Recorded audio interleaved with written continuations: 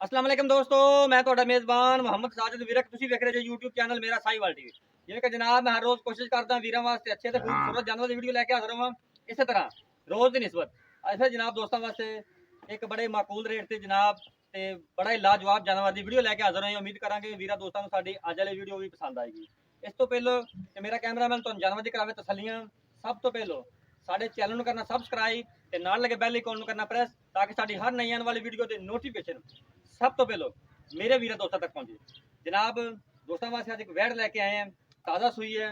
मेरा कैमरामैन तो तसलियां करांदा है। सब तो पहले तुसीं जनाब जानवर की जिहड़ी ओरिजिनल हाइट चेक करनी है। इंशाल्लाह साडी हमेशा तो कोशिश रही है कि जानवर की जिहड़ी ओरिजिनल हाइट है तो जनाब जिहड़ी ओरिजिनल चीज़ होवे वीरां दोस्तां तक पहुँचाइए। इंशाल्लाह साडियां जिहड़ी मेहनतां काबशां हमेशा वीरां दोस्तां वास्ते हुंदे रहणगीआं कि जनाब ताज़ा सूई वैड है। पिछे दे बच्ची जे बाकी सब डिटेल मालकां तो लैके देवांगे। हवाने की जी वंडा वीर दोस्त देख सकते जी, क्वालिटी वाला हवाना जनाब हन पावर वाला लगा है। तो जनाब सिर्फ 1.5 इंची सिंह ने। बाकी आउट क्लास पीस वीर दोस्तों वास्ते जनाब ये जो जानवर होंगे जनाब गर्मी गुरमी बिल्कुल नहीं करते। थन बिल्कुल मझां वाले लगे हुए हैं।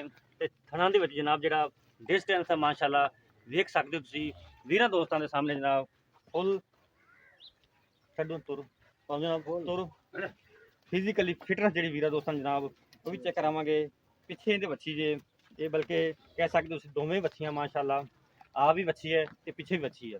इहदे पिछे बच्ची साहिवाल नस्ल की ताज़ा सूई है। तुरे तुरे लम्मा तुरे हवाना मेरे वीर दोस्तों सामने है। कोई चीज़ भी जनाब तुहाडे तो ओझल नहीं गी। साडा काम है कराना तसलियां लेने देने जनाब हर रोज़ नसीब कद पूरा जनाब लाम पूरी फुल क्रॉस जानवर जनाब जो गर्मी नहीं करेगा बिल्कुल भी। तो जनाब जो टंपरेचर मैदानी इलाके जान दो उत्थे किले ते वो जनाब जो 47-48 होंगे है। तो ये ऐसे जानवर ने जनाब जो गर्मी बिल्कुल नहीं करनगे जनाब रखनगे नहीं। दुध की पैदावार भी ठीक रखनगे जनाब मुठ भर थन लगा है कद पूरा जनाब वेल पूरी जानवर की। ये पिछे बच्ची जे वीर दोस्तों के नाड़वा मेरे वीर दोस्त देख सकते जे कैमरे नज़र के सामने। बाकी सब की डिटेल लवांगे जनाब मालका